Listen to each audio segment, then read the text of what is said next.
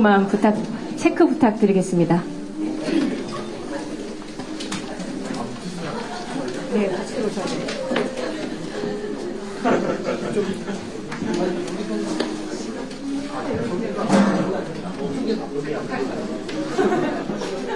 어차피 옳은 소리 하는 거 아니에요?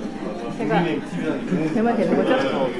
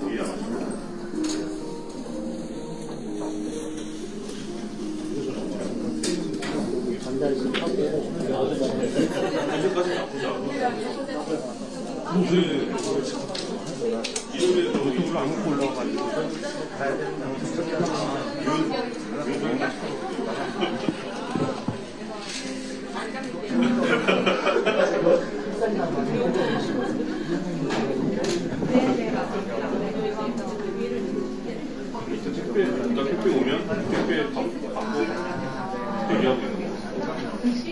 끊을 데가 없는 거야. 끊을 데가. 택배 끊을 데가. 쳐가지고 쉽지 않을 것 같아. 잘 잡아야 돼.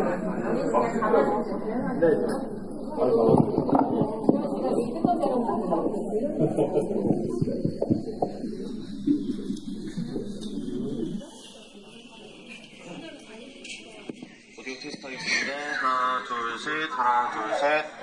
오디오 테스트 하겠습니다. 하나, 둘, 셋. 하나, 둘, 셋. 오디오 테스트 하겠습니다.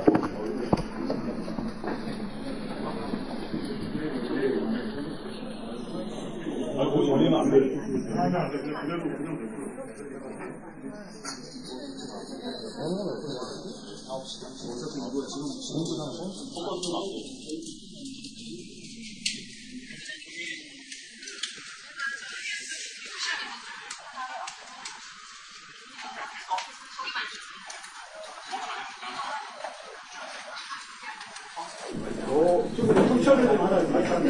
쿠션은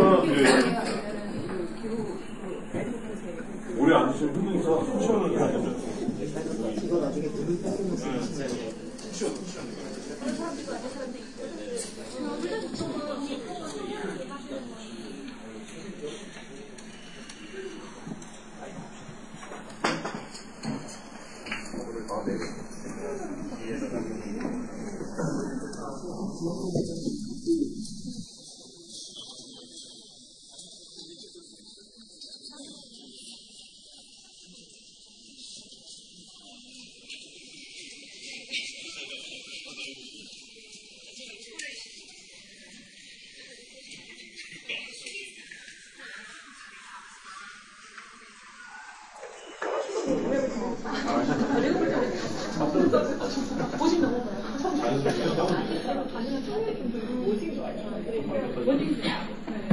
잘하고 있어.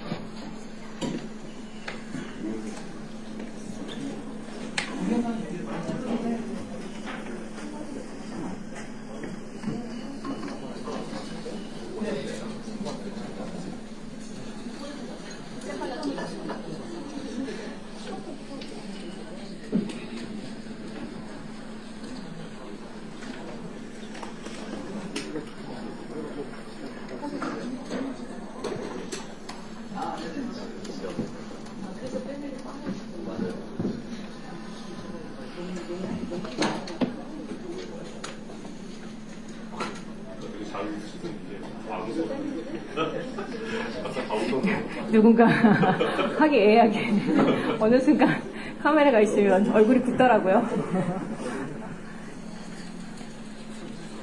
이따가 사진 찍을 때 얼굴 굳었으면 제가 멘트 드릴게요.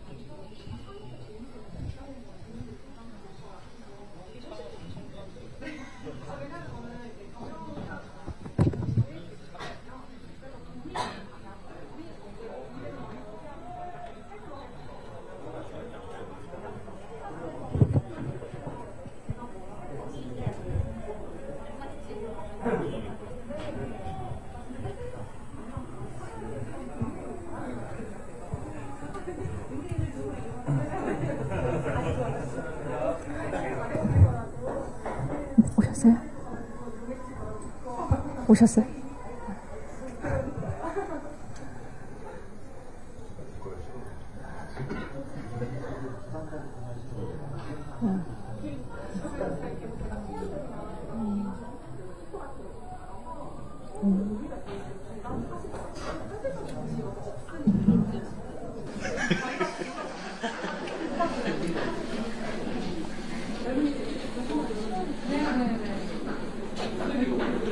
네, 한동훈 비대위원장님 국민택배 배달하러 오셨습니다.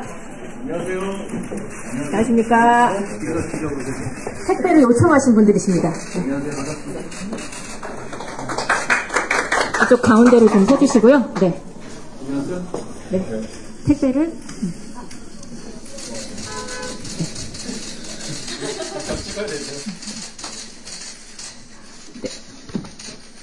위원장님 오늘 여기 어떻게 오시게 되셨는지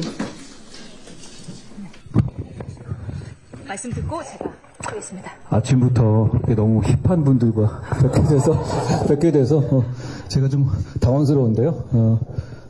이 성수동은 아시다시피 서울의 스타트업의 성지잖아요. 그리고 서울의 어떤 문화를 주도하는 곳이고요. 저희가 오늘 여기서는 이 두 분이 제시해 주신 기후환경 관련한 요청해 주신 공약을 택배로 전달해 드리려고 왔습니다. 뵙게 되니까 너무 좋습니다. 여기 너무 멋있는데요? 여기 원래 뭐 하는데요? 스타트업, 여기도 스타트업 공간입니다. 네. 멋집니다.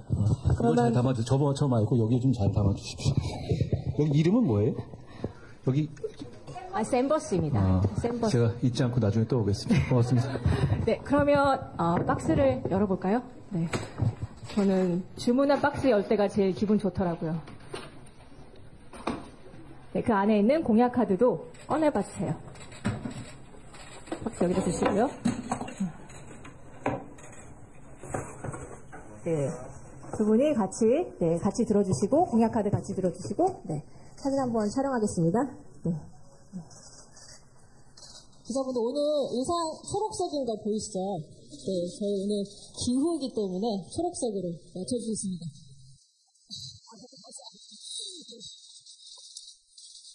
네, 감사합니다. 저 이제 앉아서 진행하겠습니다.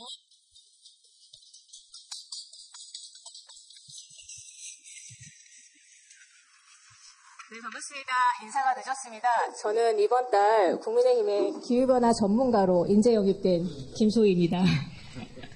오늘 우리 당이 기후변화 관련된 공약을 발표하는 자리라서 기후변화센터 사무총장인 제가 마이크를 잡게 됐습니다. 그리고 또 오늘 이 자리에는 기후 스타트업 관계자분들이 또 함께 해주셨습니다. 네, 이 뜻깊은 자리에 함께 해주신 모든 분들께 진심으로 감사드립니다. 그럼 기후공약 발표에 앞서 먼저 한동훈 비대위원장님께서 모두 말씀해 주시겠습니다. 안녕하세요. 국민의힘 비상대책위원장 한동훈입니다. 제가 여러 군데 다녀봤는데 제일 신나는 기분의 자리인 것 같은데 아침부터 너무 제가 좀 업되지 않도록 제가 너무 업되면 자제시켜 주십시오. 저희는 오늘 조지연, 서영인 이 두 분의 기후 스타트업 창업가들께서 미래 세대를 위해서 기후 위기에 책임 있게 대응해 달라는 취지의 기후 산업 성장 미래 택배를 주문해 주셨습니다. 거기에 대한 답을 저희가 오늘 드린 거고요. 사실 저도 이제 정치인이 된 거고 한 2달 정도 해봤는데요. 정치를 하는 사람들이 기후 관련한 문제에 대해서는 대개 이런 생각을 합니다. 단기적으로 표가 되지 않는다. 장기적으로는 다 알겠고 다 북극곰이 어렵다는 건 알겠는데 당장 우리가 표를 얻는 데는 이게 뭔 도움이 되겠냐라는 식의 접근입니다. 그러니까 그냥 겉핥기식으로 액세서리식으로 툭 건드리고 넘어가고 그리고 정작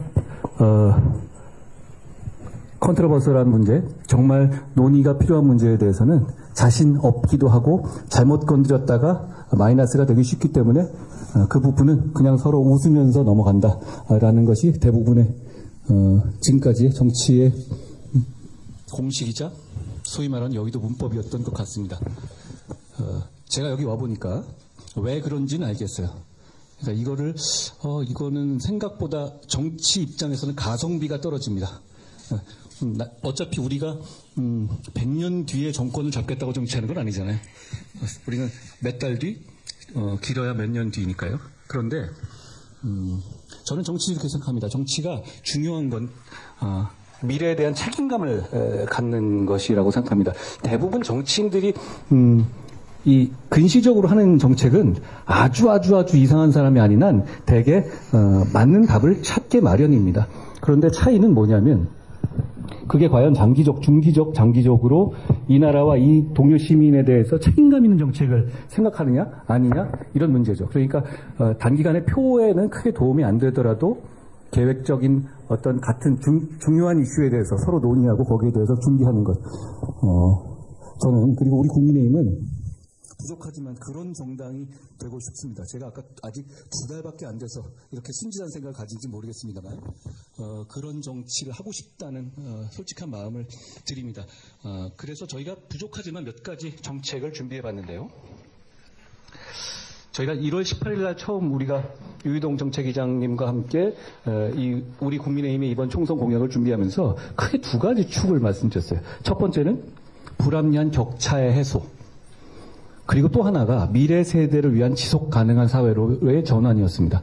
오늘은 그 2번째인 미래 세대를 위한 지속 가능한 사회로의 전환에 있어서 가장 중요한 공약 중에 하나인 기후위기 대응 공약에 대해서 먼저 시작하려고 합니다.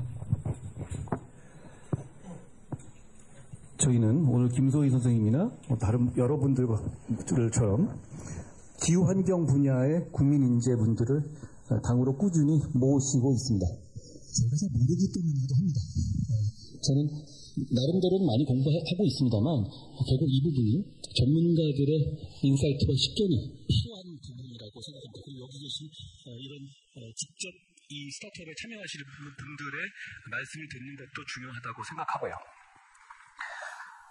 이 문제는 정답이 정해진 문제는 아니라고 생각합니다. 아직도 누군가는 기후위기는 사기다라고 말하는 분들도 있고 그것에 상당히 혹하는 분들도 있지 않습니까? 물론 저희는 그렇게 생각하지 않습니다. 저희는 기후위기가 정말로 심각한 인류의 이 지속 가능성을 위협하는 큰 문제라고 생각하거든요. 그런데 그만큼 제가 드린 말씀은 이게 정답은 정확하게 사람들이 정답에 대한 확신이 없는 분야입니다. 그러니까 많은 사람들이 진지하게 마음을 모으고 토론해 보는 것만으로도 중요한 출발이 될 수 있다고 생각합니다. 거기서 정해지는 정책은 우리 정치권에서 추진해야 한다고 생각합니다. 정치 권력은 위임받은 정치 권력은 사실 꼭 당장 먹거리를 위해서만 쓰여져야 하는 건 아닙니다. 저는 정치가 중요한 점은 미래를 준비하기 위한 결단을 책임지고 할 수 있다는 점 같습니다. 저는 사실 이게 권력을 잡는 거잖아요, 정치가.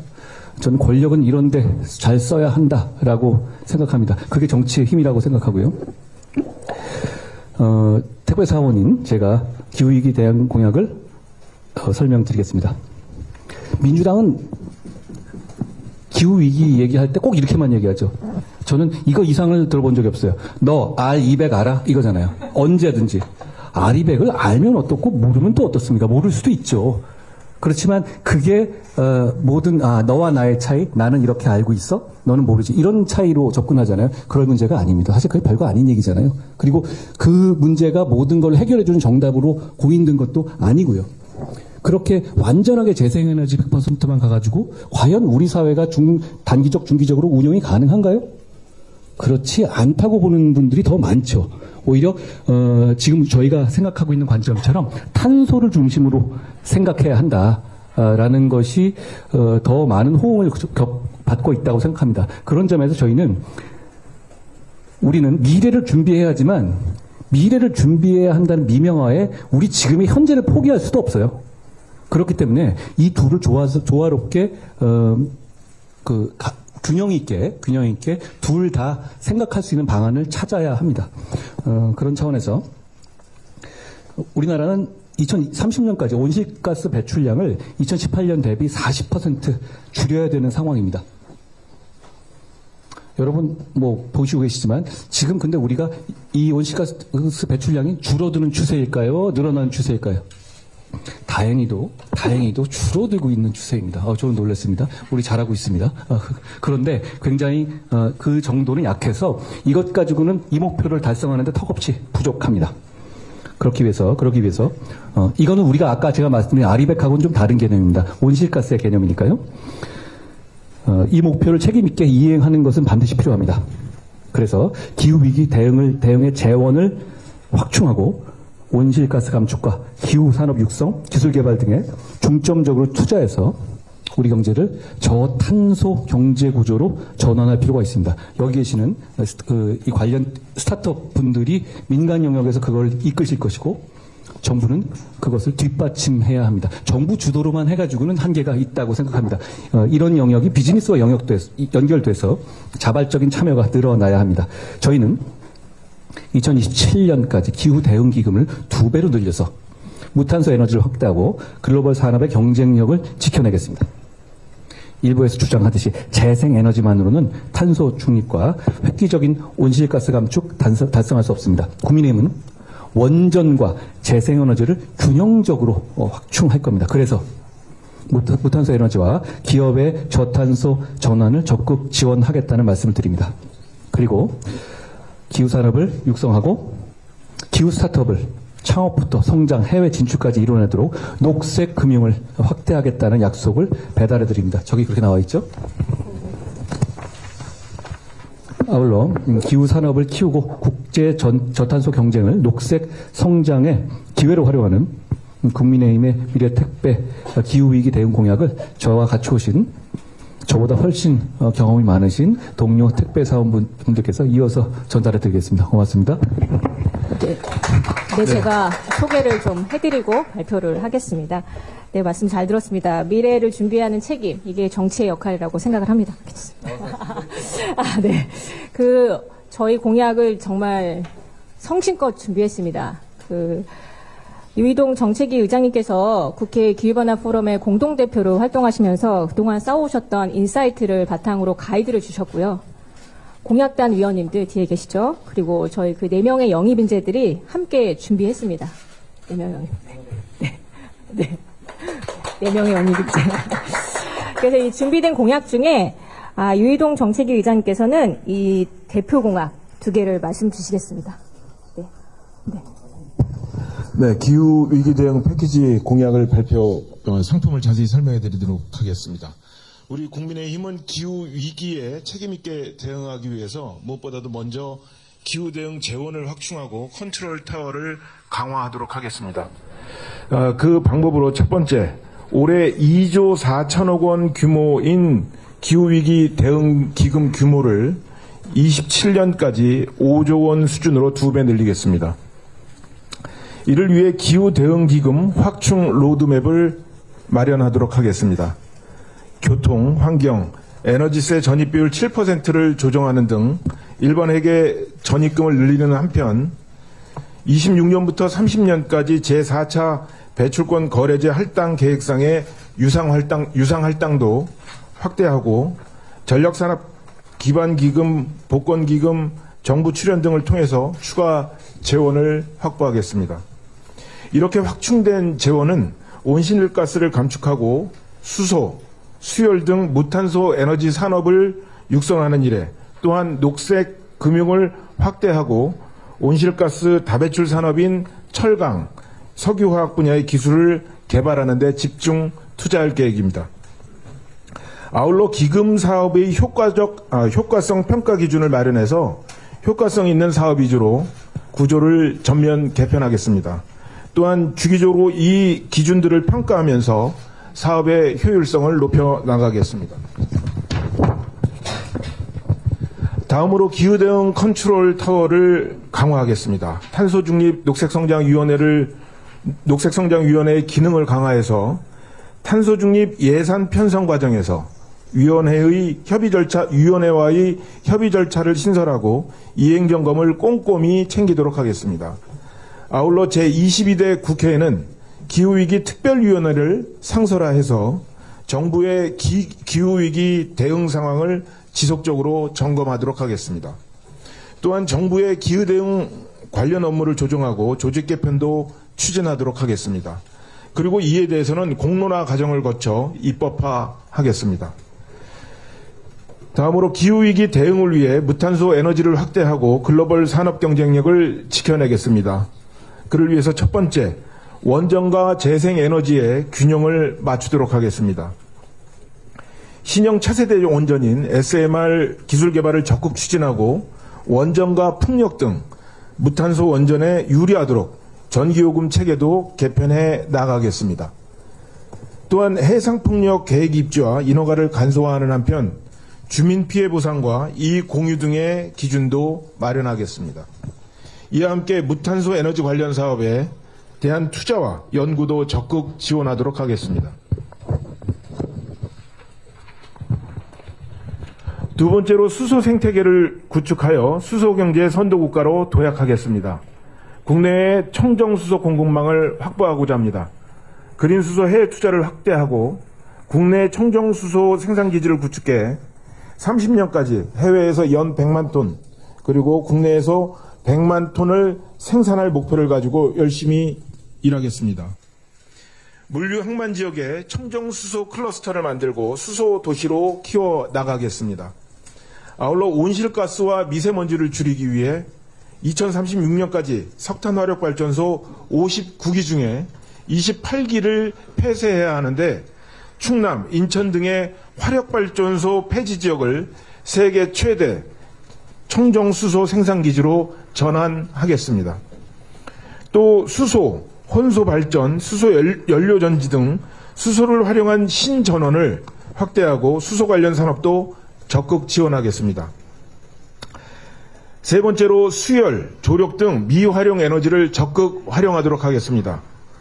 소양강댐, 대청댐, 충주댐 등 댐 주변에 수열 클러스터를 조성해서 데이터 센터 산업단지를 유치하도록 하겠습니다. 또한 시와 조력발전소를 증설하고 새만금 조력발전에 대한 타당성 검토 등을 통해 재생에너지를 확보하고 이를 기업에 공급하겠습니다. 이와 함께 유기성 폐자원을 활용한 바이오가스도 적극 생산하겠으며 발전용 온배수를 활용하여 해수를 담수화하고 이를 여수, 대산, 포항 등 산업단지에 공급하고자 합니다. 이상으로 제 발표를 마치도록 하겠습니다. 네, 발표 감사드립니다.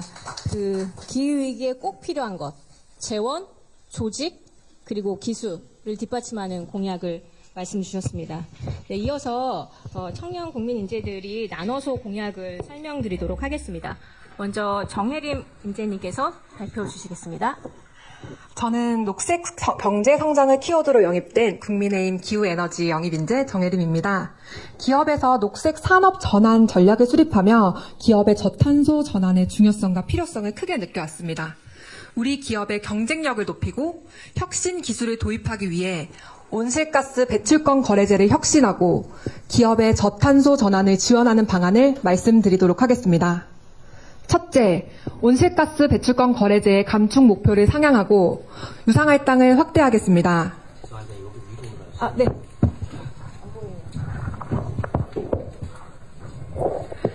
산업 경쟁력과 감축 여력을 고려해 유상할당을 상향하고 그 수익금은 기업의 저탄소 전환 비용에 재투자할 수 있도록 2026년에서 30년까지 시행되는 제4차 온실가스 배출권 거래제에서 산업별 배출권 거래제 감축 목표를 국가 감축 목표의 부문별 목표보다 상향하겠습니다. 둘째, 탄소 차액 계약 제도를 도입해 기업의 탄소 저감을 유인하겠습니다. 배출권 가격보다 기업의 온실가스 감축 투자 비용이 큰 경우 그 차액을 지원하는 탄소 차액 계약 제도를 도입하여 그린수소, CCUS와 같은 혁신 저탄소 기술 투자를 촉진하고 배출권 연계 금융상품의 출시를 허용하겠습니다. 셋째, 온실가스 배출 산업의 기술 개발을 지원하기 위해 핵심 탄소 저감 기술을 신성장 원천 기술 또는 국가 전략 기술로 지정하여 세제 혜택을 지원하겠습니다. 넷째로 탄소 중립 설비 교체와 저탄소 기술 개발 등의 재정 지원을 확대하겠습니다.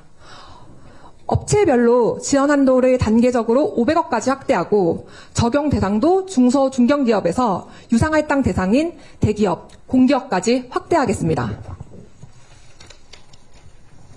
다섯째로 중소 중견기업이 이후 탄소 국경 조정 제도에 대응할 수 있도록 적극적으로 지원하겠습니다.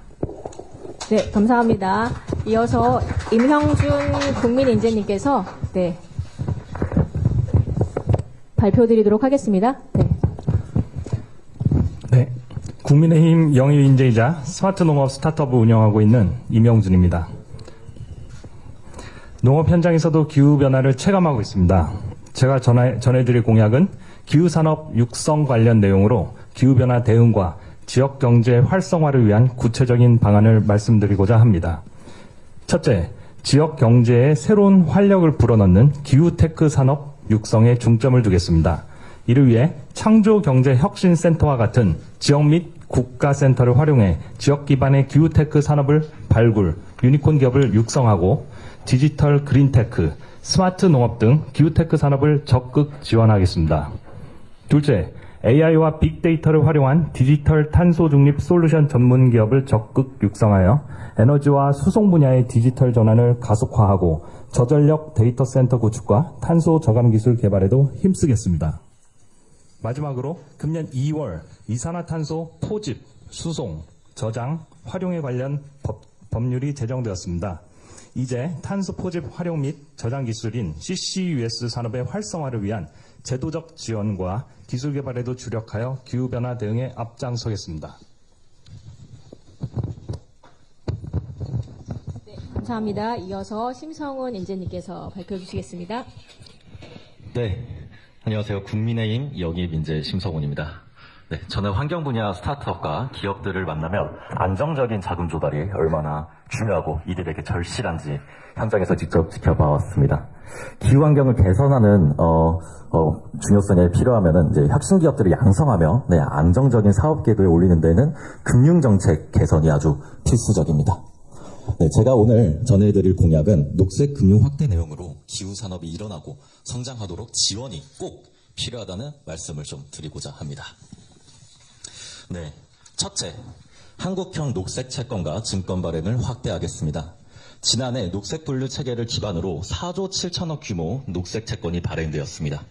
기업당 지원 한도를 3억 원에서 5억 원으로 상향하고 대기업에 비해 발행이 어려운 공기업과 중소 중견 기업의 지원 금리를 높이겠습니다. 채권을 통해 투자금 확보가 어려운 중소 중견 기업에 대한 녹색 자산 유동화 증권 발행을 확대하겠습니다. 지난해 58억 원 수준의 이자 비용 지원을 2026년까지 500원까지 늘려서 현재 1,500억 원 증권 발행 규모를 7,500억 원 이상으로 증대시키겠습니다. 둘째, 민간 합동 녹색 투자 펀드를 조성하겠습니다. 기후테크 보유기업과 환경 스타트업을 지원하기 위해 2026년까지 4천억 원 규모 미래산업 육성 펀드를 조성하겠습니다. 또한 녹색 인프라 해외 수출 지원 펀드도 새롭게 조성을 해서 기후 산업이 글로벌 기업으로 성장하는 발판을 마련하겠습니다. 넷째, 산업은행 탄소 중립 정책 금융을 확대하겠습니다. 현재 산업은행은 정부 출자와 자체 재원으로 6개의 넷제로 사업에 3,800억 원의 대출, 투자 지원을 진행하고 있습니다. 이를 확대시켜 탄소 감축을 위한 미래기술 투자에 앞장서 가겠습니다. 마지막으로 녹색 분류 체계에 맞게 은행들이 기업에 자금을 대출할 수 있는 녹색 여신 방법론을 개발하고 시범 사업도 실제로 실시하겠습니다. 네, 이상으로 기후 미래 택배 공약 발표를 마치겠습니다. 감사합니다. 네, 감사합니다. 저희가 오늘 준비한 기후 미래 택배 공약 발표를 모두 마쳤습니다. 우리 당의 공약은 곧 실천이기 때문에 실질적 효과를 낼 수 있는 정책을 만들어서 희망을 드리고자 노력을 했습니다. 김소희 총장님, 그런데 이게 굉장히 많잖아요. 굉장히 많은데 이것만 공부하시면 기후 다 저는 이거는 무슨 얘기인지는 다 알겠어요. 근데 맞습니다. 딱 아는 수준만 가지고야 뭐 저희가 그런 걸 펼칠 정도의 실력은 안 되는데, 근데 제가 궁금한 건 우리가 이거를 우리 예산 범위라든가 우리의 조직 범위로 충분히 할 수 있는 얘기입니까? 아니면 그냥 이러면 좋겠다라는 식의 어떤 희망입니까? 실질적으로 다 할 수 있는 방안들을 세부적으로 다 체크하고 마련한 공약입니다. 그렇죠. 그러니까 우리가 내는 이것은 기본적으로 예산이라든가 우리 연 단위 예산이라든가 어디까지 어느 단계를 통해서 할 것인가에 다 검토된 것이죠. 네, 맞습니다. 아까 유희동 정책위 의장님께서 이 예산을 어떻게 마련할지에 대해서 굉장히 구체적으로 말씀을 주신 것도 저희가 재원을 그냥 2배로 늘리겠습니다라고 지르지 않은 것입니다. 네, 이어서 진행을 좀 하도록 하겠습니다. 그럼에도 불구하고 저희가 준비한 공약이 좀 미흡할 수도 있어서 오늘 기후 공약과 관련된 중요한 이해관계자분들을 이 자리에 모셔서 의견을 듣고자 합니다. 여기 기후 스타트업 관계자분들이 나와 계시는데요. 저희 국민의힘이 말씀드린 부분 외에도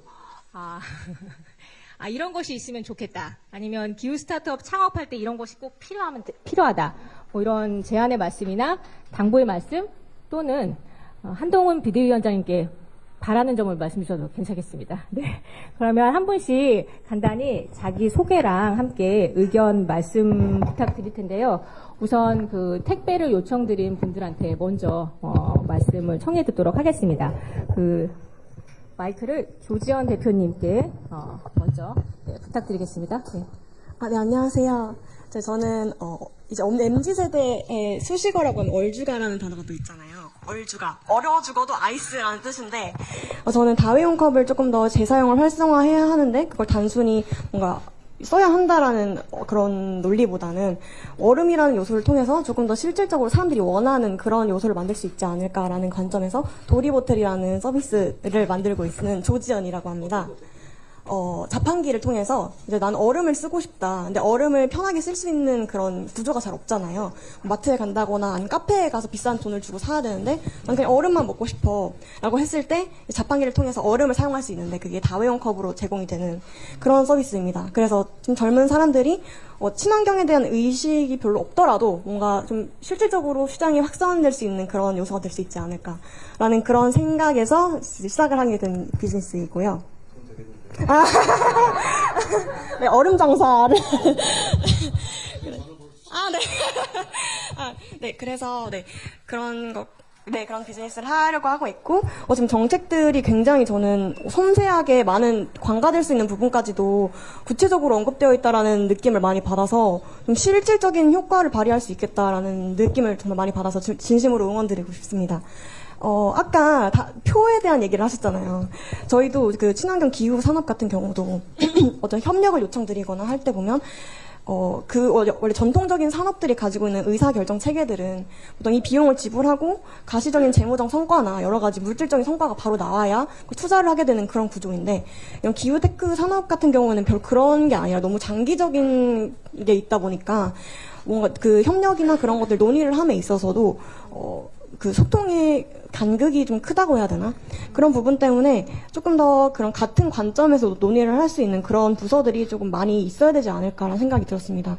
그래서 모든 기관들이 그러긴 어렵겠지만 일정 규모 이상 되는 대기업은 이미 많이 하고 있지만 이런 중견기업이라든지 아니면 관공서 공공기관, 대학교 같은 대형 기관들은 의무적으로 좀 친환경 구조를 만들어내는 그런 부서들을 의무적으로 조금 심사할 수 있도록 해서 하게 되면 이런 친환경 정책에 대한 수용도도 조금 더 높아질 수 있고 그런 저희가 소통도 조금 더 원활히 될 수 있지 않을까?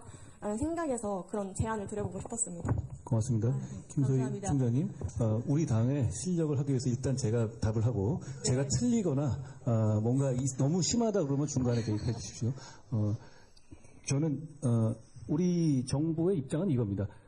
기후 문제를 비즈니스로 결국은 이어져야 되는데 지금같이 초반 단계에서는 당연히 정부의 지원이 필요하고 그것은 우리 모두를 위한 것이라고 생각합니다. 그 차원에서 저희가 이런 공약을 준비하는 것이고요.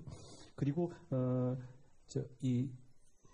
지금 우리 소통 채널이 여러 군데가 나누어져 있잖아요. 보통 이렇게 새로 시작하는 영역에서는 그런 부분들을 서로 플랫폼처럼 연결해 주는 게 많이 부족한 상황입니다. 저희가 준비하고 있는 지금 드리려고 준비하는 것 중에서도요. 그런 창구를 하나 모아서 기후 관련한 어떤 비즈니스라든가 이런 문제에서 정부에 대한 민원이라든가 정부가 해줬을 것을 하는 것을 이게 보면 각 분야마다 다 있어요. 심지어는 제가 있는 법무부에도 따로 있더라고요. 근데 문제는 그런 부서들을 이 비즈니스 하시는 분들이 각각 알아서 찾아가기에는 굉장히 어려운 구조일 겁니다. 그것을 하나로 묶는 작업을 저희가 준비할 거고 그 플랫폼을 만드는 과정에 대해서 저희가 다음번에 한번 설명드릴 수 있을 것 같습니다. 정답을 말씀 주셨습니다. 감사합니다. 네, 이어서 서영인 대표님. 네, 안녕하세요. 저는 지금 방글라데시에서 버려지는 타이거 새우 부산물을 새우의 부산물을 업사이클링해서 바이오 소재로 만들고 있는 스타트업입니다. 사실 저 같은 경우에는 아직 24살이고 창업을 한 지가 그렇게 오래되지는 않았기 때문에 조금 어떤 말씀을 드릴 수 있을까를 고민을 하다가 두 가지를 좀 말씀을 드리려고 하는데요. 첫 번째 같은 경우에는 저는 이 비즈니스 하는 사람의 입장으로서는 결국엔 수요자가 민간이기 때문에 민간의 인식이 제고돼야 사실은 저희가 수요가 늘어난다고 생각을 합니다. 그 차원에서 우리가 어렸을 때부터 혹은 기후 창업을 하려고 하시는 그런 예비 창업자분들까지도 이런 기후 위기에 대한 인식을 정말 체험할 수 있는 어떤 지역 기반의 학습이 좀 더 이루어져야 되는 게 아닌가 싶었습니다. 가령 저 같은 경우에는 저도 사실 기후 위기에 별로 물론 말씀하신 것처럼 큰 어젠다다 보니까 실질적으로 직면한 적이 없었는데 방글라데시에 직접 가보면 방글라데시에서는 실제로 기후 위기 때문에 소득이 떨어지는 현상이 발생을 합니다. 해수면 상승으로 인해서 토양 염화가 심해지면서 농업 생산량이 같이 떨어지게 되는데 이게 매해 농업 생산량이 떨어지는 걸 보시면서도 사실 그 농민분들께서는 이게 왜 떨어지는 건지를 모르고 계시다 보니까 저희가 이제 가서 실질적으로 그 농업 생산을 다시 높일 수 있도록 하는 이제 스타트업을 운영을 하고 있는 것이거든요. 그래서 저같이 이렇게 해외에 직접 나가서 그런 취약계층이나 혹은 기후 빈민이라고도 불리는 사람들의 삶을 체험해 볼 수 있는 기회가 제공이 된다면 기후 창업을 하려고 하는 예비 창업가들의 육성 사업의 일환으로서도 이행될 수 있지 않을까 생각을 하고요. 두 번째로는 이제 실질적으로 창업을 하려고 할 때 이 기본적인 창업 프로세스가 사실 국내에서 어느 정도 사업 기반을 다지면 해외 진출을 독려하는 방식으로 진행이 되고 있는데 저희는 오히려 한국 청년들이 방글라데시에 직접 가서 문제를 거기에서 해결하는 방식으로 이제 시작을 하다 보니까 여러 정부 지원 프로그램들이 조금 핏이 안 맞다는 생각을 할 때도 있습니다. 동시에 이제 제 생각에는 이 방글라데시나 이런 쪽에서 유럽 청년들 오는 것보다 한국 청년들 오는 걸 더 선호합니다. 선호하는 이유가 기본적으로 저희는 개발도상국에서 선진국으로 발전한 경험과 국가적 브랜드를 갖고 있는 나라이기 때문에 한국 청년들은 말하는 게 별로 위선적이지 않은 것 같고 사실 기후위기라고 하면 되게 위선적인 느낌 많이 들지 않습니까?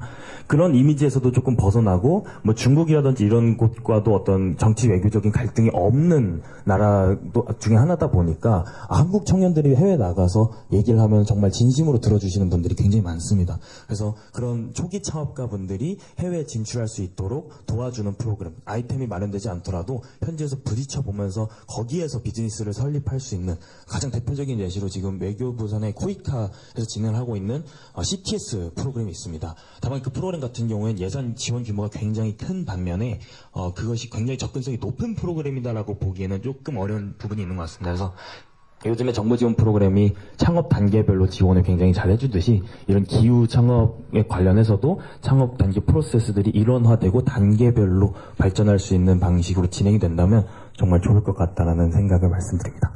혹시 코이카 CTS는 지원해 보시거나 직접 활용해 보셨습니까? 저희 같은 경우에는 그때 당시에 매출이 없었기 때문에 CTS 시드 제로 프로그램이라고 해서 이제 인큐베이팅 프로그램이 그 산하 프로그램으로 있는데요. 그런 프로그램 같은 경우는 사실은 기본적으로 국가들이 제한되어 있고 하다 보니까 참여 인원이나 혹은 참여가 가능한 인원 수가 그렇게 많지는 않습니다.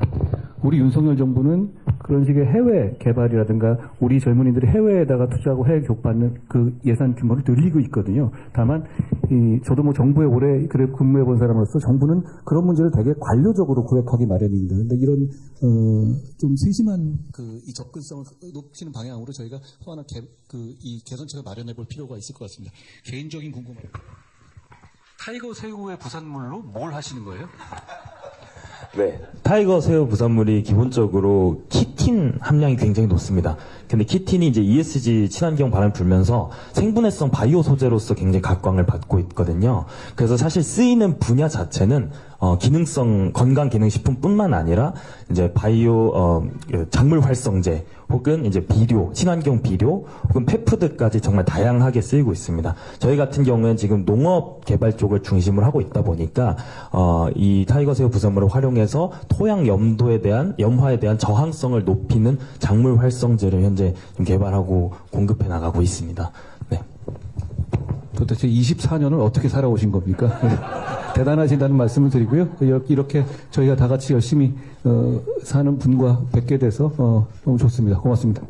네, 그리고 아까 말씀하신 것 중에서 저희가 몇 가지 창업 지원단 같은 게 꽤 있죠. 환경부도 있고. 근데 그거를 아까 말씀드린 것처럼 좀 한데 모을 필요는 있을 것 같아요. 그러니까 그리고 아마 하나 지원받으면 하나 지원 못 받고 이럴 겁니다. 그렇죠? 그러니까 그거에서 좀 이 보험 상품 엮듯이 가장 유리한 걸 선택할 수 있도록 하나의 그걸 그 플랫폼 같은 걸 만드는 게 필요할 것 같아요. 제가 법무장관 할 때 피해자 지원하는 것들을 다 묶어서 하나로 묶었거든요. 근데 그게 굉장히 호응이 좋았던 게 결국은 수요자 입장에서는 어디가 좋은지를 찾아내기가 참 어려운데 그거를 한데 모아주는 것만으로도 지금 우리가 지금 투자하고 있는 것들, 정부에서 하고 있는 노력들이 효과를 배가시킬 수 있을 것 같습니다. 저희가 그거 한번 준비해 보겠습니다. 네. 매우 좋습니다. 지금은 정보가 힘이라서 정보를 한 곳에서 볼 수 있는 게 그게 굉장히 큰 힘인데 그 정보의 격차가 좀 있어서 그런 부분들을 해결해 줄 수 있으면 참 좋겠습니다. 서영민 대표님이 말씀 주신 건 기후테크 중에서 푸드테크라고 합니다. 굉장히 글로벌에서 핫한 아이템입니다. 네. 이어서 앞쪽에 유서영 총괄님께 마이크 넘겨드리도록 하겠습니다. 네. 네, 안녕하세요. 저는 다양한 기후테크를 포함해 다양한 사회 문제 영역에 투자를 하고 있는 임팩트 벤처 캐피탈에서 일하고 있는 유서영이라고 합니다. 저는 오늘 기후 이슈와 관련해서 투자사, 아까 여기 오늘 많은 창업자들이 오셔가지고 제가 또 반가운 마음인데 이런 스타트업들에 투자하는 투자사의 입장에서 좀 한 2가지 정도 말씀을 좀 드리고 싶습니다. 앞서서 이제 대부분의 이야기를 제 질문을 미리 보신 것처럼 또 답변을 말씀해 주셔가지고 제가 거기에 보태서 좀 말씀을 드리자면 첫 번째로는 기후 이슈에 좀 통합적으로 대응할 수 있는 카운터파트 역할, 예를 들면 기후 에너지부라던가 이런 것들이 좀 신설되면 좋겠다라는 말씀을 좀 드리고 싶습니다. 이유는 초기 기업의 경우는 기술 성숙도가 굉장히 낮고 기술 개발에 시간이 오래 걸리기 때문에 어쩔 수 없이 비용이 굉장히 높아질 수밖에 없습니다. 특히 기후 문제의 경우에는 규모와 속도가 굉장히 중요하고 또 이를 지원하기 위해서 다양한 정책이 필요할 수밖에 없는데요. 아까 이제 부처 간 통합이나 이런 위원회도 말씀해 주셨지만 특히 우리나라는 부서 간이나 산업 간의 사일로가 굉장히 강한 편이고 개별 기업이 일일이 규제를 대응하기가 굉장히 쉽지가 않습니다. 아마 다들 경험이 있으실 텐데요.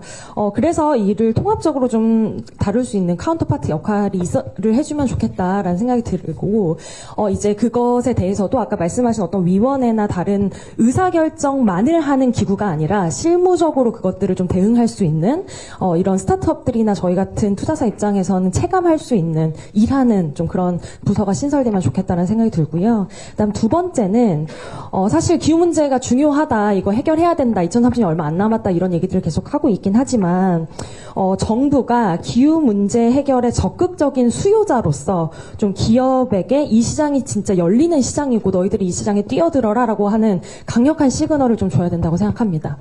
작년 기준으로 기후테크 유니콘 기업이 107개 정도가 나왔다고 전체 유니콘 기업이 107개 정도가 나왔다고 하고요. 그중에 기후테크 기업은 한 9개 정도입니다.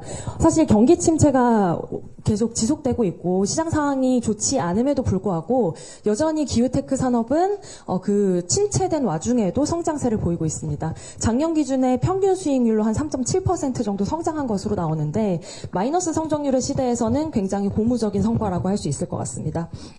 그래서 이런 강력한 시그널을 예를 들면 이제 저희 같은 기후테크에 투자하는 민간 투자사라던가 아니면 기후테크 시장에 뛰어들려고 하는 이런 이제 테크 기반 기업들이라던가 그런 대학의 인재라던가 다양한 산업군의 인재들이 문제 해결에 뛰어들 수 있도록 강력한 인센티브를 만들어주면 저희 같은 그 혁신가들이 좀 더 적극적으로 문제 해결에 뛰어들 수 있을 거라고 생각합니다.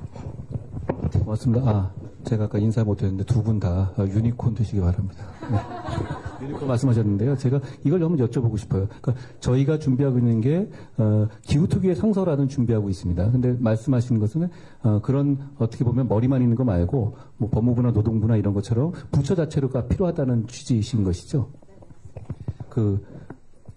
저는 충분히 설득됩니다만 선생님 그거 한번 국민들이 보시니까 설명해 주시면 좋겠습니다. 거기다가 벤처 캐피탈로서 이런 분들한테 투자하시잖아요.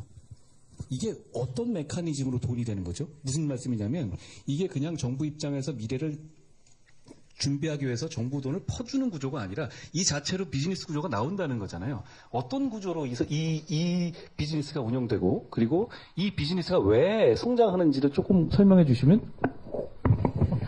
네, 아마 대부분 아시겠지만 사실 이게 저는 기후위기 문제는 더 이상 당위의 문제는 아니라고 생각합니다. 생존의 문제라고 생각을 하는데요. 저희가 이제 이 시장이, 유망하기 때문에 투자해라. 그리고 기후위기 너무 심각하니까 여러분들 이 문제를 어떤 정책적으로 인센티브적으로 해결해야 됩니다. 라는 의미라기보다 지금 미국의 사례들을 보면, 사실 아까 제가 앞서 말씀드렸던 것처럼 기술 개발이나 이런 것들이, 굉장히 시간이 오래 걸리기 때문에 그런데 지금 투자하지 않으면 앞으로 10년 뒤, 20년 뒤에 굉장히 우리나라가 먹고 살 게 없어집니다. 그러니까 결국 지금 글로벌 공급망이나 여러 가지에서 탄소 규제들이 굉장히 강화되고 있는 와중에 스콥 3까지 이제 우리가 측정하고 해야 된다고 한다면 우리나라 기업들이 더 이상 글로벌 공급망 안에서 자리를 잡기가 상당히 어려울 수 있습니다. 네, 그런 면에 있어서는 굉장히 지금 이것은 뭐 당위의 문제가 아니라 생존의 문제이고 이것은 이제 그냥 일반 기업들도 우리가 뭐 기후 문제 해결해야 돼라고 하는 어떤 당위를 갖지 않은 일반 기업들도 생존을 위해서 선택해야 되는 선택지가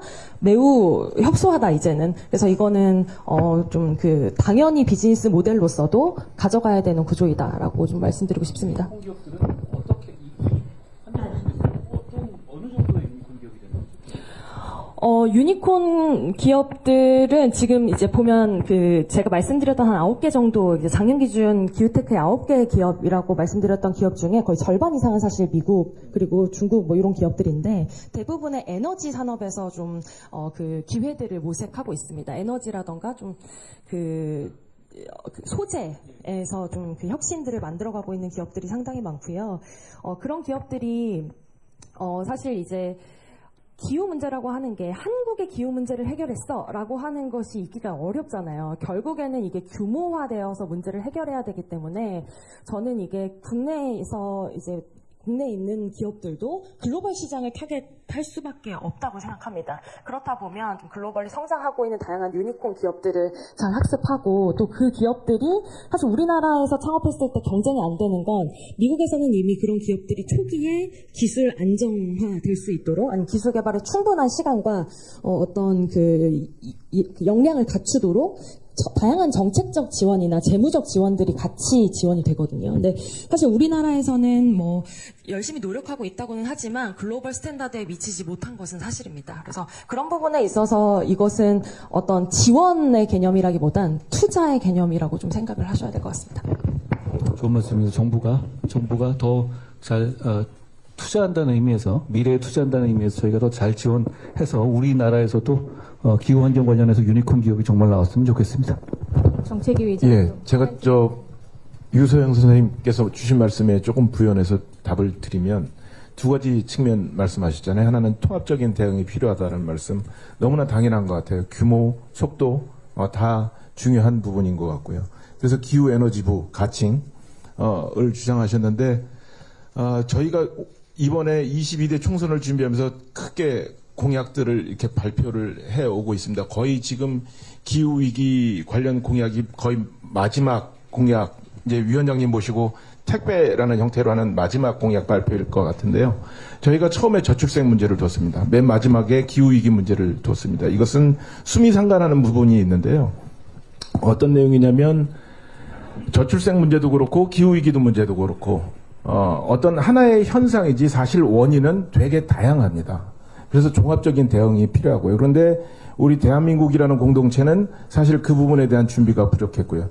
특히 저출생 문제는 기후위기보다는 훨씬 더 인식의 시기가 빨라서 여러 차례 준비가 돼서 저희는 이런 종합적인 문제를 해결하는 데 있어서는 크게 두 가지는 먼저 의견을 갖고 있어야 되겠다. 첫 번째가 재원 문제, 두 번째가 거버넌스거든요.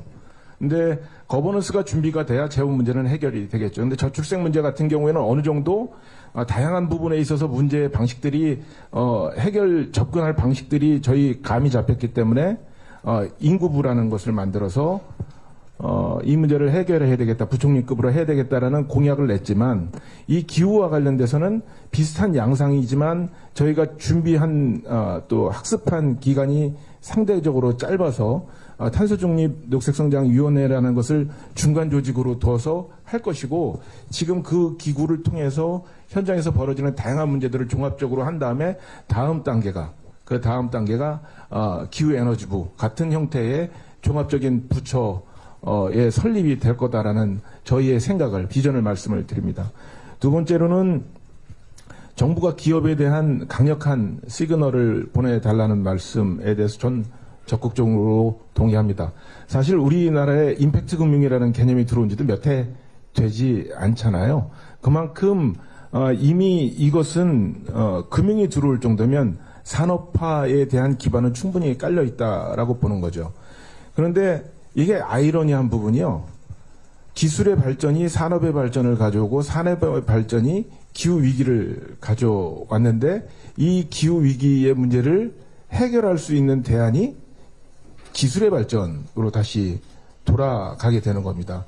그래서 저는 이 문제는 기술이 발전될 수 있도록 많은 기업들이 참여해야 되고 앞서 모두의 위원장께서도 말씀을 하셨지만 적극적으로 기업이 참여해서 자신들의 창의성을 기반으로 다양한 아이디어를 내고 궁극적으로는 기술로 이 문제를 해결해야 된다는 생각을 갖고 있기 때문에 마중물 역할을 정부가 적극적으로 해야 된다고 생각을 하고 그래서 저희가 녹색금융에 대한 약속을 이번 공약에 담았다는 말씀을 드립니다. 네, 토론이 열뎌져가지고 아직 세 분이 더 말씀 주실 분들이 남아서요.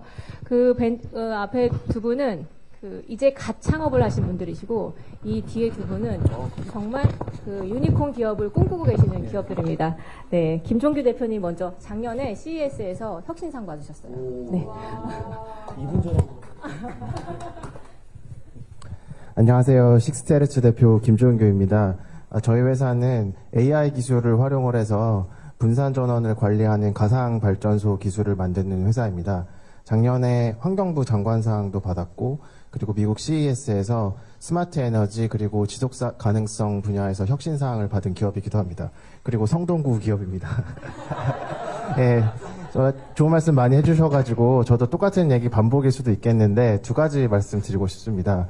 첫 번째로는 규제 개혁입니다. 저는 공공이나 공기관이 할 수 있는 일들이 굉장히 많다고 믿지만 민간이 할 수 있는 것도 굉장히 많고 또 더 잘할 수 있는 영역도 충분히 있다 이렇게 생각합니다. 그렇기 때문에 민간의 사업 참여 기회를 더 확대할 수 있는 방향으로 다양한 규제 개혁이 있어야 한다고 생각하고 그러한 토대 하에서만 기후테크 기업들이 한국에서 뿌리 내리고 성장할 수 있다 이렇게 생각합니다. 그리고 두 번째로는 소통인데요. 대기업이나 공기업도 큰 역할을 할 수 있고 아마 그렇게 하실 거라고 생각하지만 1000개의 스타트업 중에 하나 정도는 아마 게임을 바꿀 수 있는 기술이나 서비스를 만들 수도 있습니다. 그렇기 때문에 스타트업들과의 소통에는 별도로 각별히 좀 신경을 써주셨으면 좋겠고 오늘 코스포에서도 나오셨는데 이런 기회를 좀 정례적인 그런 기구를 만들어서 하면 좋겠다 그런 생각을 갖고 있습니다. 감사합니다. 고맙습니다. 저희가 이 정책을 우리 국민의힘이 운영하는 데서 하는 한 가지 좀 포인트를 제가 말씀드리겠습니다. 과거에 보면 어떤 전기차라든가 태양광이라든가 이런 식의 신기술을 얘기할 때 어떤 정치적인 이해관계라든가 어떤 이권의 관점으로 개입되는 경우가 많았거든요. 그런 식의 오해가 있었잖아요. 우리는 이 문제에 대해서는 적어도 기후 문제에 대해서는 그런 식의 이권이라든가 정치적인 어떤 그런 문제가 절대 끼어들지 않아야 된다라고 생각합니다. 그런 면에서 저는 규제를 과감하게 혁파해야 된다는 점에 동의합니다. 왜냐하면 이건 저희가 잘 몰라요. 제가 아는 수준은 저는 제가 아는 거에 120%를 말하고 있어요, 지금. 그러니까 이 정도를 가지고 뭔가 규제를 할 정도는 되지 않습니다. 그렇기 때문에 저는 일단 많은 자유로운 기업 활동이 되고 그게 문제가 있을 때 사후적으로 저희가 개입할 방법을 찾는 방식으로 돼야지 저희가 먼저 이제 이게 규제가 먼저 나가면 과거의 태양광 문제라든가 이런 문제가 생기게 돼요. 왜냐하면 이 조건을 아는 쪽과 아닌 사람들의 정보 차이를 이용한 어떤 그런 비즈니스 차이가 너무 커지거든요. 그러니까 전 이 비즈니스에 대해서는 앞으로 더 커나갈 비즈니스이기 때문에 그냥 민간에서 주도하게 하고 문제가 생기면 룰을 개입하는 방식이 더 낫다고 생각합니다. 저희는 그런 방향으로 갈 거라는 말씀을 드립니다. 네, 이어서 박광빈 대표님. 네, 안녕하세요. 저는 이제 스타트업 엔체 대표이사 박광빈이라고 합니다. 저희가 하는 일은 저희는 기업들이 여기 나와 있는 뭐 유럽 탄소국 경제라든지 요새 KSSB라고 부르는 기후 공시라든지 이런 탄소 배출량을 측정해서 뭐 리포트 형태로 공시를 하고 줄여나가야 되는 니즈들이 많이 있는데요. 기업들이 그거 하려면 해야 되는 일도 너무 많고 어떻게 해야 되는지 모르는 것도 너무 많고 그래서 되게 고액의 컨설팅을 받고 있고 이런 상황이 있거든요.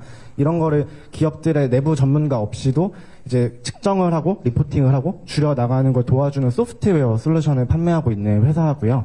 그래서 간단하게는 기후 공시를 해야 되는 대기업들, 그 다음에 유럽에 수출해야 되는 이런 수출 기업들이 뭐 탄소 정보 공개 요구를 받았을 때 내부 전문가 없이도 수행할 수 있게 도와주는 솔루션을 판매하고 있다. 이렇게 이해해 주시면 될 것 같고요. 그래서 저희가 말씀드리고자 했던 거는 첫 번째로는 사실 이런 규제들이 유럽에서 대부분 왔잖아요. 그래서 이런 큰 기업들이랑 수출하는 기업들은 이게 진짜 해야 되는 거고 정말 심각한 거고 안 하면 못 팔 수도 있구나 물건을 이건 다들 동감을 하셨어요. 근데 진짜 해야 되는데 우리나라는 그럼 규제가 어떻게 해야 되지? 라고 봤었을 때 아직 불명확한 부분들이 많고 뭐 한다고는 하는데 어떻게 되는지 모르겠고 이런 것들이 많거든요. 그래서 이런 게 좀 되게 빨리 우리도 글로벌 가이드라인에 맞춰서 간다. 글로벌이 이렇게 가니까 우리도 거기에 따라간다. 이런 것들이 명확해질 필요가 좀 있다고 많이 느껴지고요. 그리고 또 그런 것들에 대해서 또 대응을 하고 전환을 하고 하는데 기업들이 비용이 당연히 안 들던 게 들어가게 되잖아요. 근데 안 들던 비용이 들어가게 되는 거니까 나라에서 그런 거에 좀 지원을 많이 해야 된다는 생각을 하고 있고 일단 저희는 또 그 비용을 싸게 만들려는 일을 하고 있는 거잖아요. 그래서 또 이런 쪽에도 저희 같은 스타트업에 지원이 많이 해주셨으면 하는 마음입니다. 네. 지금 의무화 정도가 좀 국제적으로는 그런데 우리나라에서는 아직 그게 많이 돼 있진 않죠. 우리나라 같은 경우 일단은 글로벌하게 이렇게 공개를 해야 된다라는 가이드라인 나와 있는 상황이거든요. 예를 들어서 미국은 이미 의무화가 되어 있고 중국은 26년부터 한다고 하고 이런 상황인데 네, 저희는 26년부터 한다, 27년부터 한다 좀 이렇게 갑로늘박이 있는 상태이고요. 아직 언제부터 어떻게 할 거야가 정해진 건 아닙니다. 할 거야만 나와 있지. 지금 그러니까 이 문제에 대해서 의무화 시기에 대해서 금융이나 기재부가 주로 여러 가지 상황을 고려하고 있는데요. 말씀하신 것처럼 우리가 어차피 가야 될 방향이고 하기 때문에 저희도 정부가 이 부분에서 면밀하게 준비를 하고 있습니다. 근데 아마 시기라든가 이런 부분에서는 참 여러 가지 생각들이 있을 것 같긴 한데요.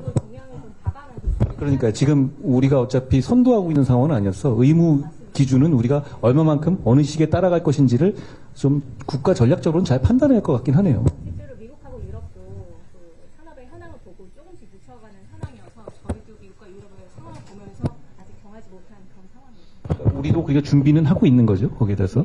미리 하고 있습니다. 마지막으로 한정원 대표님이 아주 잘 모든 내용들을 잘 마무리를 해주실 것 같습니다. 네. 네, 안녕하십니까. 저는 국내 한 2,500개 스타트업이 소속되어 있는 코리아 스타트업 포럼에서 ESG 분과위원장을 맡고 있는 위원장님과 이름이 비슷한데요. 한정훈입니다. 좀 구체적으로 두 가지만 말씀드리겠습니다. 첫 번째는 위원장님께서 말씀하신 것처럼 스타트업, 기후 산업, 친환경 스타트업들의 사실, 정치적으로 볼 때 가성비가 떨어진다 말씀하신 것처럼, 사업적으로도 사실은 경제적 이득을, 조기에 창출하기 좀 힘든 사업이거든요. 그리고 앞으로 100년간 없어지지 않을 트렌드 중에 하나가 AI도 있지만 친환경이고, 그래서 저희 친환경 또는 기후 산업 하는 스타트업들이 미래지향적인 사업인데, 그러다 보니까 이제 좀 투자를 받기 힘든 면이 좀 있습니다. 그래서 좀 구체적이긴 합니다만 우리 많은 투자사들의 기반이 되는 게 모태펀드고 그래서 모태펀드에서 이제 많이 투자가 더블링 되면서 펀딩이 되는데 거기 펀드의 주목적에 기후산업이라든지 친환경 관련된 스타트업에 투자를 하게 넣는다면 아무래도 좀 더 혁신적인 스타트업이 나올 수 있는 기반이 만들어지지 않을까 생각하고요. 두 번째는 저도 그 가정에서 분리수거, 분리배출하는 패러다임을 전환하고자 그린고라운드라고 하는 스타트업을 하고 있거든요. 그래서 우리나라와 독일과 유사하게 이제 분리배출을 잘하는 선진 국가 중에 하나인데 실제 자원별로 재활용률이 되게 낮습니다. 이게 우리가 아파트에서 분리배출을 하고 수집, 운반, 집하하면서 혼합되기 때문에 이 자원별 선별률이 떨어져서 결국은 절반 이상이 소각되거나 매립되거든요. 그래서 저희가 그 재활용률을 높이고자 가정에서 나오는 재활용 자원을 규모 있는 재활용 공장으로 직송하는 시스템을 만들고 있는데 어떻게 보면 앞으로 우리나라의 자원순환법 같은 데서 이제는 제조, 유통, 소비하고 폐기하는 게 아니라 재사용, 재활용해야 되기 때문에 제조 단계부터 좀 재활용, 재사용을 감안해서 좀 제조를 한다면 또 인센티브도 주고 이러면 아무래도 자원별 재활용률도 올라가고 이제 국가적으로 순환 경제가 반드시 필요하기 때문에 순환 경제도 도움이 되지 않을까 생각합니다. 이상입니다. 맞습니다. 저희가 시간이 많이 지났다고 김소희 총장님께서 말씀하셨습니다. 너무 좋은 말씀이고요. 정부 입장에서도 하여튼 그런 문제를 정부가 지원하는 방향으로 가되 다만 이제 어떤 특정 기업이라든가 특정인에 대한 지원이라든가 정치적인 목적이라든가 이런 부분에 대해서 저희가 과거에 그런 의심이라든가 이런 부분 때문에 국론이 분열됐던 적이 있기 때문에 그런 부분에 대해서 투명성을 더 강화하는 방향으로 저희가 잘 운용하겠다는 말씀 드립니다. 고맙습니다.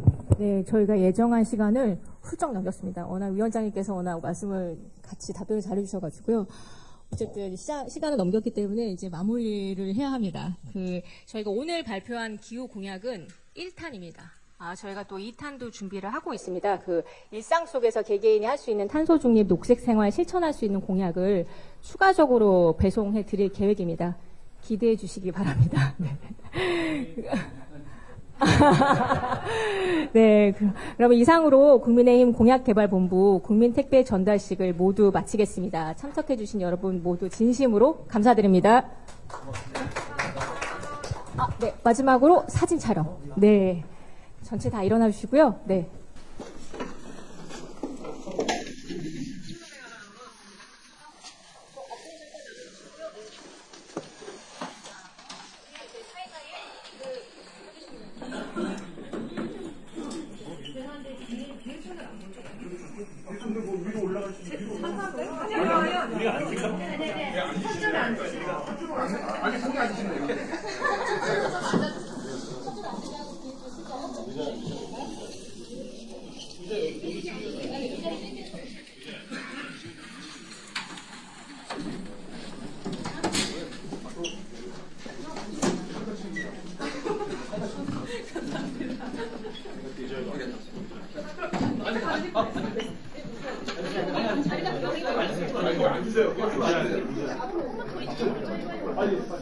시간이 없어.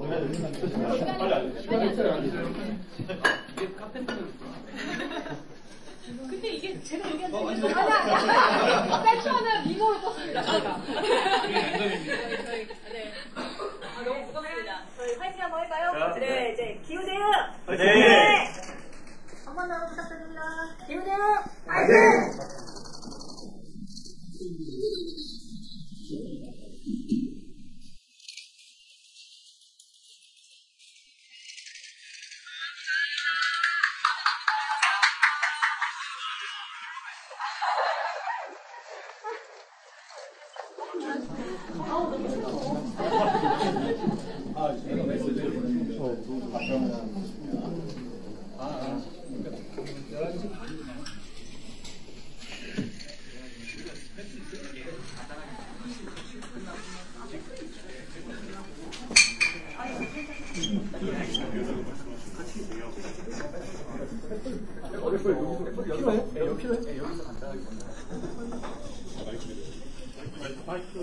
죄송한데요. 죄송한데 1분만 저한테 시간을. 위원장님 쫓기 좀 드리고요. 저는 위원장님하고 배달하는 게 이렇게 많아가지고. 우리 기념 사진. 여태까지 후보들한테 양보하느라고 내가 진 적이 없어. 이분도 절친한 분이에요.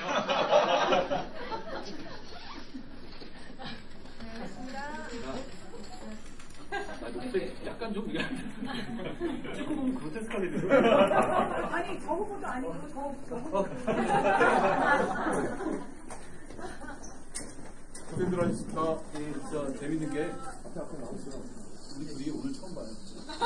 오늘 처음 봐요.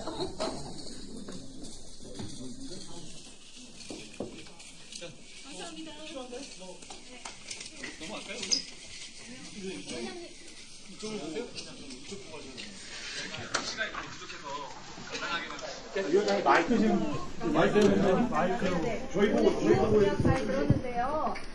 아까 미세먼지 저감 관련해서 말씀하셨는데 미세먼지 저감 같은 경우는 주변 국가의 협력도 중요하잖아요. 그 부분에 대해서도 검토를 좀 했는지 말씀드립니다. 외교적인 문제는 대단히 어려운 문제잖아요. 그런데 중국의 영향이 아니라고 생각하는 사람이 있습니까? 그렇지만 뭐 중국도 그 나라의 어떤 기후 환경이라든지 이런 문제 때문에 피치 못한 면이 있고 여러 가지 생각할 점이 있는데요. 저희는 대등한 국가로서 외교적으로 해결할 부분이 충분히 분명히 있다고 생각합니다. 그렇지만 우리 자체 내에서도 충분히 여러 가지 고려를 하고 준비를 해야 되겠죠. 이명수 의원님 불출마 말씀하셨고 문희식 의원님도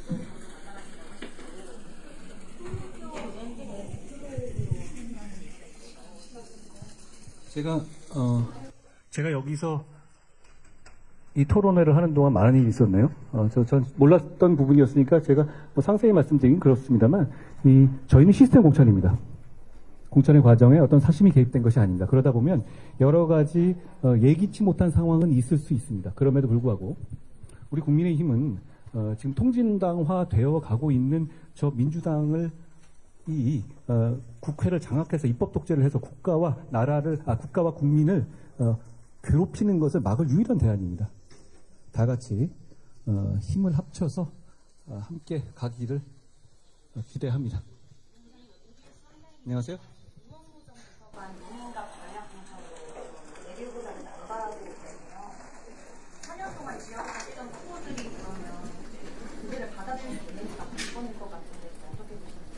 모든 우선 공천이나 전략 공천은 똑같은 문제가 있죠.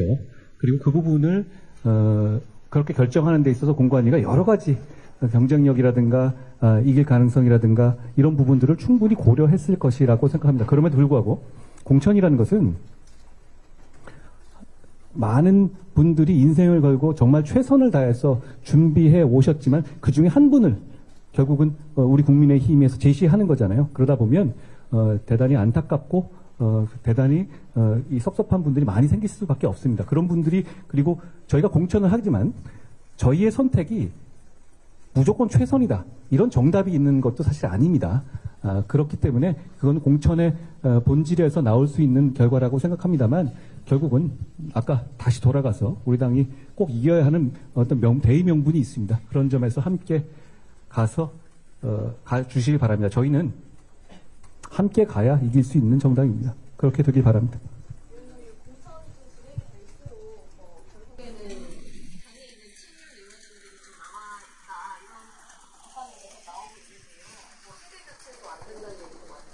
반대의 지점도 보이시지 않습니까, 혹시? 예를 들어서 제가 안 나가잖아요. 그렇죠? 그리고 사실 어디서든 경쟁력이 있고 당에서는 어디서든 모셔야 할 수 있는 윤희숙 의원이 이런 멋진 승부를 보이기 위해서 이렇게 뛰고 계시지 않습니까? 장제원 의원이 불출마했죠. 김무성 전 의원께서 불출마 선언했고요. 그리고 저희가 굉장히 많은 여러 가지 포인트들이 있어요. 너무 앞쪽 부분을 잊어버리시는 것 같아요. 그리고 저희가 첫날 이후에 계속 공천하는 과정들을 보시면 어떤 계파라든가 어디 출신이라든가 어떤 호에 관한 어떤 방향성이 보이십니까? 저는 안 보이는데요. 왜 안 보이는지 아세요? 그런 방향성이 없기 때문입니다.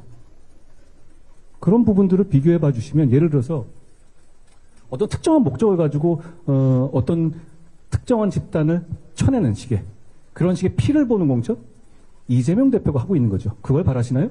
그게 정상적인 정치입니까?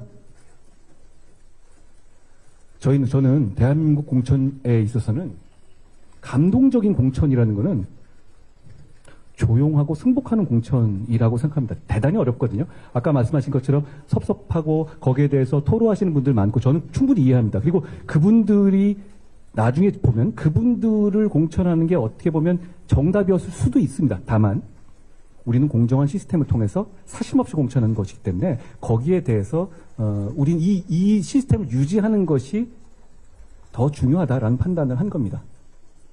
그리고 이 공천에 대해서 제가 직접 관여는 안 하지만 이 공천을 할 권한이 저한테 있고 결국 그 책임도 제가 지게 될 겁니다.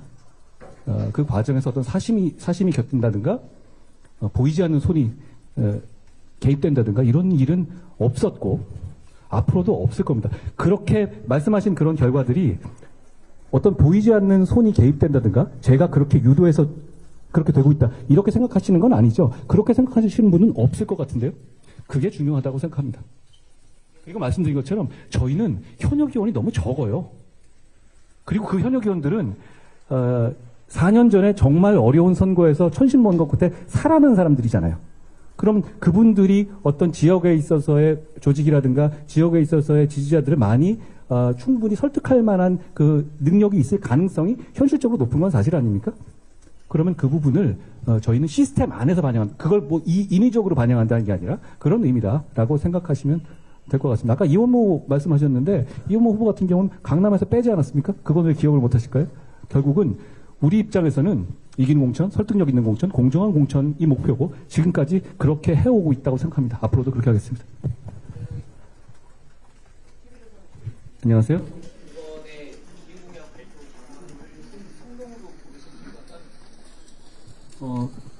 이 송동 지역은 스타트업이 제일 많은 곳이에요.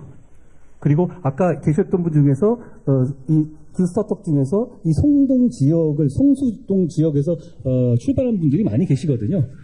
그리고 기후 문제를 얘기하기 가장 좋은 지역을 고른다면 여기 아닐까요? 예. 여기가 다 굴뚝 시대의 공장이었던 곳입니다. 이런 멋진 카페들이 이 동네에 되게 많은데 다 예전 산업화 시대의 주축이었던 공장들이에요. 근데 동시에 이 지역은 이 성수 안에는 지금 광고 산업, 미디어 이런 그 첨단 산업의 지식 산업센터가 지금 20개 정도 되어 있습니다. 그리고 폴팝 기획사가 20개 가까이 들어 있어요. 무슨 얘기냐면 과거 굴뚝 시대의 한 정점이었던 지역이 지금 대한민국을 먹고 살릴 수 있는 첨단 산업의 메카가 될 수 있는 그 이동점에 있는 가능성도 있고 위험성도 있고 왜냐하면 지금 혼잡의 문제도 아주 심하거든요. 가능성과 위험을 동시에 가진 그런 지역입니다. 오늘 주제에 딱 맞는 지역이죠. 선거에 있어서 충지이기 때문에 저희는 대한민국 모든 지역이 선거에 있어서 중요한 지역입니다. 물론 여기 윤희숙 후보가 있어서 더 든든한 건 맞습니다.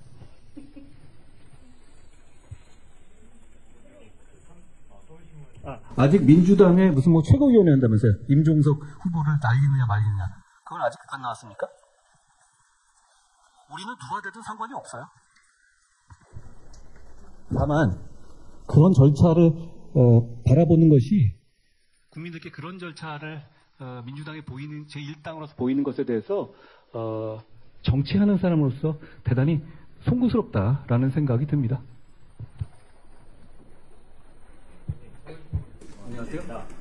그 선거구 획정 관련해서 아직도 결론이 나지 않아서 후보분들이 많이 초조해하고 있는데 그 부분에 대해서 좀 말씀해 주세요. 지금 민주당은 그 부분에 관한 어떤 지도력을 상실한 것 같아요. 지금까지 계속 협상이 진행오던 안이 있는데 그것 부분에서 갑자기 만세를 불러버린 거거든요. 그러니까 지금 여러 가지 상황들에서 제가 보기에는 선거구 획정 문제는 결국은 그 협상 과정에서 자기 당 소속된 의원들이나 후보들을 진정성 있게 설득할 수 있느냐의 문제거든요. 너무나 첨예한 이해관계가 있잖아요. 그런데 계속 그게 진행되어다 어느 순간에 그냥 만세 부르고 선관위 안으로 가자 이렇게 무책임하게 나오고 있어요. 그 이유는 지금 민주당의 리더십이 자기 당 소속의 그런 이해관계를 조정할 수 없을 지경까지 이렇기 때문입니다. 저는 정치 이렇게 하면 안 된다고 생각합니다. 안녕하세요.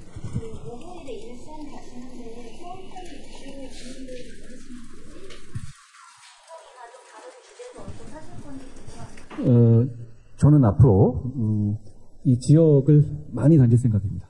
그래야 되겠고요. 그리고 지역에서 지역 주민들께 저희를 선택해 주십사 여러 가지 설명을 드릴 겁니다. 그 중에 하나일 것이고요. 그리고 고향은 굉장히 중요한 도시잖아요. 큰 도시고. 그럼 그 문제가 꼭 이 경기 서울의 리노베이션 그 문제만에 해당되는 것은 아니고 교통이라든가 다양한 시민들의 니즈가 있습니다. 그 얘기를 들어보고 저희가 무엇을 할 수 있을지에 대해서 진정성 있게 설명하려는 것입니다. 안녕하세요. 홍익표 원내대표는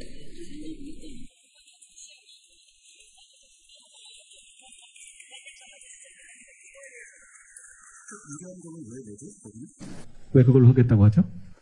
지금까지 굉장히 오랫동안 협상을 해왔잖아요. 그 순간에 갑자기 만세를 불렀잖아요. 늘 그런 식이신 것 같아요. 그럼 지금까지 다 해온 건 뭡니까? 그냥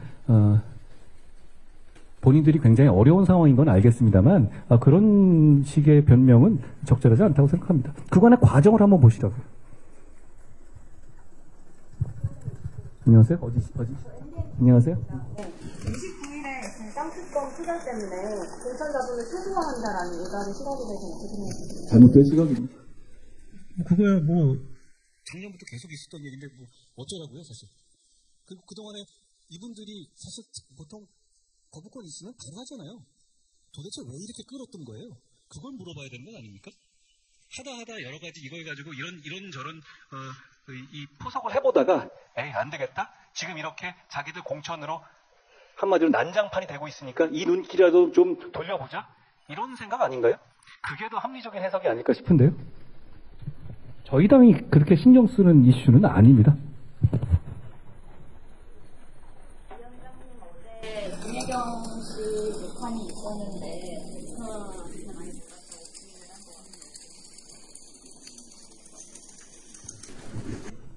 개별 사안에 대해서 제가 말씀드릴 수 있는 문제는 아니고요. 제가 김혜경 씨에 대해서 말씀드리지는 않겠습니다. 저는 이재명 대표에 대해서 말씀드리고 싶어요. 그분 뭐라고 하십니까? 제가 객관식 문제 드렸죠. 거기 답이 없으시죠? 하늘에서 과일이 뚝뚝 떨어지진 않잖아요. 과일값 요즘 비싼데. 하늘에서 일제 샴푸가 뚝뚝 떨어집니까? 누가 사용했습니까? 그리고 그게 한두 번입니까? 상당히 오랫동안 거의 몸종처럼 공직자를 부려먹으면서 그런 일이 일어난 게 아닙니까? 그럼 거기 답을 해야죠. 김혜경 씨가 답을 할 게 아닙니다. 이재명 대표가 답을 해야 되는 문제예요. 그렇지 않습니까? 그게 누가 어떻게 사용을 했잖아요. 갑자기 그러면은 자기 가는 곳에 우연히 과일이 떨어져 있고 그런 건가요? 그렇지 않잖아요. 그런데 샤워하려고 보니까 갑자기 일제 샴푸가 매번 채워져 있고 그런 거예요? 상식적인 정치를 해야 한다고 생각하고 염치를 아는 정치를 해야 한다라고 생각합니다.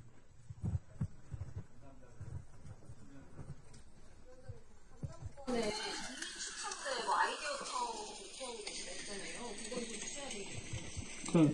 그 방식은 사실 이런 면이 있어요. 그러니까 이걸 알 수는 없는 것이지만 과거의 전례를 보면은 우리 당이 이 국민의 선택을 많이 받아왔던 지역이잖아요. 그렇다면 저희는 그런 지역에서의 공천에 대해서 좀 국민들께서 많이 의견을 내주시고 그 의견을 저희가 받아들이는 과정을 거치면 우리 당의 공천이 조금 더 공정해 보이고 실제로도 국민들이 원하시는 분들을 국회로 보내드리는데 도움이 되지 않을까 이런 식의 생각을 하고 있는 겁니다. 안녕하세요. 많이 말씀하셨고 그리고 무탄소 산업 공천의 방식으로 좀 하셨던 것 같은데 이제 아리백이랑 무탄소 지금 다른 걸로 알고 있고 다르기 때문에 지금 아리백의 문제는 그 문제를 가지고 현실적으로 우리가 보는 게 아니라 우리는 무탄소 위주의 정책을 하겠다는 거예요. 그러니까 지금 제가 말씀드린 그 얘기는 민주당의 어떤 저는 오마이뉴스 기자님에 대해서 말씀드린 취지는 아니고 민주당이 보통 이 기후의 얘기를 할 때 뭐 아냐 너 모르면 이것도 몰라 이런 식의 피상적인 그걸 얘기를 하셨는데 그런 차원으로 접근하는 문제가 아니다라는 차원에서 그걸 제가 서두로 말씀드렸던 것이고 아리백의 문제는 재생에너지를 그렇게 하겠다는 거잖아요. 근데 현실적으로 기고 대상 작성하는 것이 대단히 어렵고 특히 우리나라 같은 경우는 더 어렵고 있습니다. 그렇기 때문에 우리의 정책은 탄소 중심으로 가겠다는 거예요. 탄소를 중심으로 가겠다는 거죠. 그거는 말씀하신 것처럼 관점이 좀 다르거든요. 그렇지만 기후 환경 문제에 대응하는 중요한 방식 중에 하나예요. 저희는 탄소 중심으로 가겠다. 그런 말씀을 드리는 것이고 그런 말씀을 드린 거다. 이제 아리백이 이제 글로벌 스탠다드로 좀 자리 잡으면서 기업 간의 거래에 직접적인 영향을 주고 있는데 사실 그 부분에 대해서 아리백을 하지 않고 탄소로만 본다고 한다면 좀 기업도 바로 영향권에 좀 들어오지 않느냐. 아리백을 하지 않겠다는 말씀이 아니고 그거 아냐 모르냐는 식으로 단순하면 안 된다는 뜻입니다. 굉장히 여러 가지의 그 기준들이 있고 그리고 그것만이 세계에서 있어서의 기후환경의 글로벌 스탠다드라고 보기는 어려워요. 여러 가지 기준들이 있잖아요. 그런 기준 중에 우리는 뭘 중시할 것이냐. 그거는 탄소를 중시하겠다라는 것을 말씀드린 거고 그거는 할 필요가 없다라는 식으로 들으신 거라면 제 말씀을 오해하신 겁니다. 여기까지 하겠습니다. 안녕하세요. 안녕하세요. 부장선상에서 무상적으로 가는 이제 SM에서 원전 말씀하셨는데 저는 이걸 원전을 가동기적으로 재생에너지가 어느 정도 힘이 되면 그러니까 앞으로 계속 원전을 해야 될 거라는 생각이 좀 궁금하거든요. 아니면 폐기물 문제도 있습니까? 대한민국의 지속 가능한 발전을 위해서 저는 원전이 반드시 필요하다고 생각합니다. 그리고 유럽의 나라들도 지금 여러 가지 정세 면에서 볼 때 원전을 폐기한 정책들을 대단히 후회하고 있잖아요. 그리고 지금 우리 같은 상황에서는 원전을 안전하게 관리한다는 전제하에서 원전을 포기할 수는 없다고 생각합니다. 감사합니다. 고맙습니다.